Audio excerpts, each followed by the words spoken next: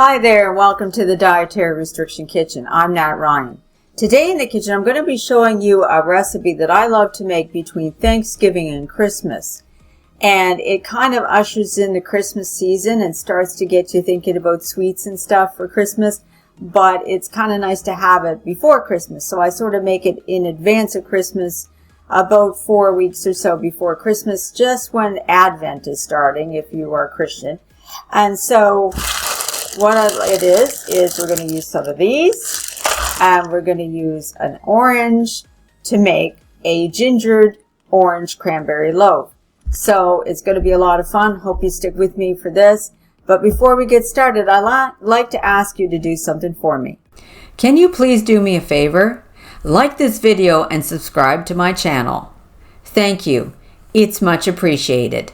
Okay, so the first thing we're going to do is take a loaf pan and grease that up. What I'd like to do is take some vegan margarine. So it's margarine like that. Okay, so it's sort of your vegan margarine. And, you know, because if you use a margarine that isn't labeled vegan, a lot of the time with margarines, they still put milk ingredients in it. So if you have to be dairy free, then that's really not going to work for you. Like if you really need to be completely dairy free, then stay away from typical margarines and look for the vegan style of margarines, because that does not have any dairy ingredients in it whatsoever, or any milk ingredients whatsoever in it. Okay, so then we're just going to grease this up a little bit. So that's done. Set that aside, set my margarine aside. Next thing we got to prepare in advance is we need to take the zest off of the orange, and also we need to cut it up and take the juice out. So the first thing we're going to do is take the zester and just, if you have one of these, it's really, really handy. It looks like that, right? So it looks like it's got little holes in the top end there. The other method is, of course, you could just take off the peel and chop it up, being careful not to get the white bits, like the pith, the white parts underneath of the orangey part, which is what we need, is the orangey part. So I'm just going to do that, get as much zest off to this guy as I can. So I'm going to go all the way around. It's important to zest your orange before cutting it and getting the juice out of it, because if you're trying to cut it up or whatever, because if you cut your orange first, it's exceedingly hard. Believe me, I know, because I've been silly enough to try to do it that way.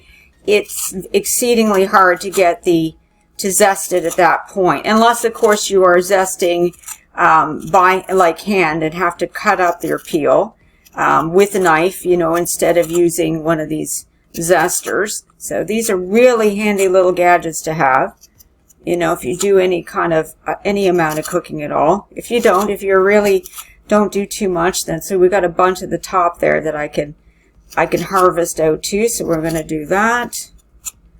You just kind of run it along, hold it with your thumb, your orange with your thumb here, and do that, and then run this along the peeling of your orange or lemon or whatever other fruit that you want to take the zest off it, especially citrus fruit, right? So there we're going to get as much of that off as we can. Yeah, it's pretty good. So we got a little pile of that. So I'm going to scoot that to the side for a minute. Okay, I've got to cut my orange in segments. And it's going to be in eighths, so I'll cut it in half and then quarter again. To there, we got that done. Take a pretty big knife to do this. This is a pretty big orange. I have to use a nice large navel orange for doing this, not a little mandarin orange or something. Okay, so then I've got this little handy gadget here, and so we can take the juice out of these pieces of orange, and we're going to put it in a measuring cup. So yeah, that's one. So of course I've got 8 pieces of this to do. And here we go again. Oh, here, let me stick it in the middle. It gets a little messy and juicy while you're doing this, so obviously, but it's better to do this ahead of time than right when you need it in the recipe. because I find these doing these things ahead really, in the end, saves you more time than if you think you're going to do it quick while you're putting everything else together. Not so much, right? So, you know, oh, this one's a big piece. Okay, do what we can with this guy. Just get that juice out of them, like that. The reason why we're putting it in a measuring cup, because we're going to need 3/4 of a cup of liquid here. Now, this orange isn't going to give me 3/4 of a cup of juice probably out of it, but whatever you're missing out of it, we add a little water to it to bring it up to the amount that we need. You can find the recipe on the website, the Dietary Restriction Kitchen website, and the link will be posted at the top of the comments once this video is live on YouTube. And yeah, and then 2 more. Let's see how juicy and messy this can get. That's why I put down the mat on, well, first off, because I was cutting the orange, and secondly, because it makes such a mess. I'm like, okay, let's get that one there, and one last one. And we will put that in there like that. Squeeze as much as you can, and try to make sure that you don't get any. This one didn't really have any little seeds in it, but there. Okay, so just wipe my hands here. And then we have a look at the level. It's about 1/2 cup. I need to add a little water to that to bring it up to the 3/4 cup mark. Right about there. And then we're going to set that guy aside. And we got one more thing for preparation before we really get going. And that will be the cranberries. So that's coming up. Okay, so the next thing we need to prepare is obviously the cranberries. Now I've gone ahead and washed my cranberries. They're in this towel, by the way, because I put them on a towel and then dried them with another clean kitchen towel. And you can use them fresh or frozen. These were frozen, but they thaw out really, really quickly. And if you wash them when they're frozen like that and then you dry them, they will be like thawed out by the time, pretty much thawed out by the time that you're putting them in. This is a great way to chop these up, but we need our cranberries chopped. You could literally sit there on a cutting board and chop them by hand. I find using a food processor or high-speed blender to just give them a quick pulse here. We're going to put it this way and go. Or you could just do it, instead of pulsing, you can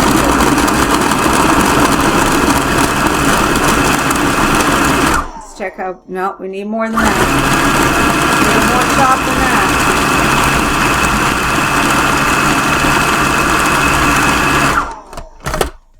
There we go. As you can see, I'm just going to take some with my hands, but as you can see, they're chopped up, and that's pretty good. And we're going to set those aside, and then we can get everything else. We can start putting everything together. Okay, so putting it together, we're going to start with the dry ingredients. So we're going to start with 2 cups of the 1-to-1 gluten-free flour blend. I like to use Bob's Red Mill for that. It's like, works just like typical all-purpose flour. So we'd have that in there. To that, we're going to add our baking soda and baking powder. So that goes in. And we have some salt and some ground ginger in here. So put that in there. And I'm going to mix those things up first. We got some more stuff to put in here, by the way. So just get those pretty much well mixed. The next thing we're doing is putting some sugar in. Now that's a whole cup of sugar. You can use white granulated sugar. For this, I like to use brown sugar. I love using brown sugar whenever I can. So because brown sugar is a little bit moist, you could even add it to your wet ingredients. But we're going to keep it with the dry. So, you know, here's my favorite. If you've been watching my videos, you know, here's where I love to use my whisk. I love to use my whisk wherever I can. So I kind of get the chunks of brown sugar broken up a little bit in here. In fact, I will go in with my hands. Sometimes I do that. You're not seeing this, but you know, you could But I love using my hands for cooking. So you can go in there with your hands, or you can just work it with a whisk. If you're using white sugar, you won't need to do this. You just use your typical spoon, right? So, but I find brown sugar gives it a depth that white sugar doesn't have. And, you know, right? So, but it can be done with white sugar as well. But it's a very sweet loaf. So it definitely is more in the sweets than it is in the sort of semi-sweet. Because, you know, a lot of loaves are like zucchini loaf or banana loaf. It's sweet, but it's not excessively sweet, right? So this is pretty much on the sweet side. So there we go. We got that in there pretty good. All that brown sugar amalgamated in there. Like I say, if you wanted to, you could put the brown sugar in with the wet ingredients. But I like to make sure that I have my sugar, because there's nothing like forgetting to put the sugar in, right? So I'm going to put that in. We're going to add our zest. So the orange zest goes in with this too. So that's why it's kind of nice to get your hands in there too. So that's going to go all in with the dries. I know it sounds really silly, but we'll put that in with the dries. And the last thing to put in with the dries is those chopped cranberries. So I'm going to get them out of my food processor. And the reason why, here, wait a minute. Let me get these out, and then we will, again, I'm using my hands, scoop these out. It's a little quieter when I'm doing it with my fingers than with that spoon. Okay. So we get our chopped cranberries in there. Of course, now I've got cranberry hands. Grab this towel. Just wipe my hands with that. Okay, so then we're going to put them in. The reason why the cranberries go in with the dries is so that they're coated. You know, so this will see how it coats them in the flour mixture. And that will keep them from just sinking to the bottom. If they were in with the wet ingredients, and then you add it, they could just like sink in there. You know, they're not going to be well incorporated throughout the loaf. As you can see, that's a lot of cranberries, and just beautiful with that. Look how cranberry-ish that's going to be, right? Okay, so then we're going to do the wet ingredients next, and that will be done in a separate bowl. Okay, now for the wet ingredients. So we're going to start with an egg, and we're going to crack that egg into a separate bowl. And we're going to take a whisk, or you could do it with a fork, and we're going to beat that egg lightly, okay? So beat that up together. And we have some melted vegan margarine. So I've melted that in the microwave. So put that in there.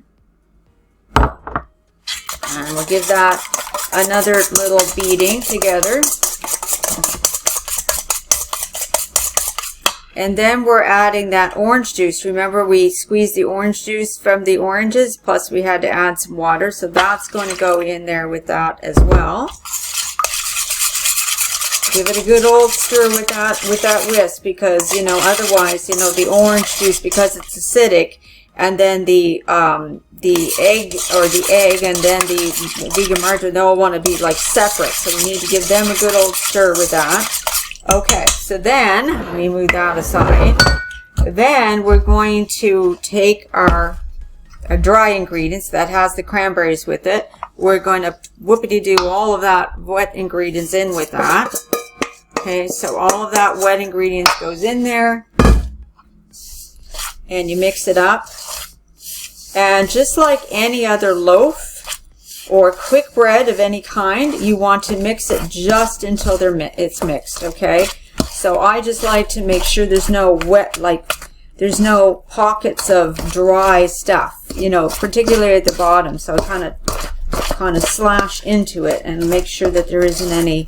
And it's quite loose. It's quite a loose batter, as you can see, right? So, okay, so now I'm going to get our prepared pan. We greased that up, remember? So, and then we're going to pour this batter in there. Excuse me, you see the back end of this bowl here. But we're going to pour that batter all in there. Okay, 1 second. I want to get something else here. My handy dandy the spatula, because that really helps me to get the rest of that batter out of that bowl. I don't know what I did before I had one of these spatulas, but yeah. So there we go. No need to really, because as you can see, that is pretty much level in there already. And so I'm just doing this to get any air pockets out of there a little bit, but you can see. And that goes in an oven for 50 to 60 minutes. So we're going to put it in our oven. Set it in there. And yeah, and then we'll check it in about 50 minutes. Okay, so I've just taken the loaf out of the oven. As you can see, it's pretty, baked off. And take a tester, or you can use a knife or a toothpick, and you're just going to insert it near the center. I like to go a little bit in a diagonal fashion and make sure it's not too gooey. Okay. And that's pretty ready. So if there's not gooiness, like it's not like raw gooiness on there, then it's ready. I'm going to just have to let that cool off for about at least 10 to 15 minutes in the pan before we turn it out onto a rack. So that's what we're going to do now. So now we're going to turn this loaf out onto a rack. Sometimes what you need to do is kind of loosen the sides up a little bit with a knife, like just a butter knife. So I've done that. And then I'm going to flip it over. And there it goes. It came right out of the pan. And then I gently just put it back over to its top like that. And then we just let it cool. I would let that cool for at least 10 to 15 minutes more before trying to slice that, at least that long, if not longer. But in the interest of showing you what that looks like on the inside, I am going to cut a piece off the end, and possibly both ends, but at least one end, to show you what it looks like. And there you have it, cranberry orange loaf. Delicious, very sweet, and very full of cranberry flavor. You can smell and taste the ginger just a little bit, and lovely orange cranberry flavor. A great way to bring in the holiday season, to start it off right at the beginning of like just about the first month before Christmas time. And it's a great thing. Oh, you can make it anytime you want, really. But I hope you enjoy it, and thanks so much for joining me here at the Dietary Restriction Kitchen today. Thanks a lot. See you soon.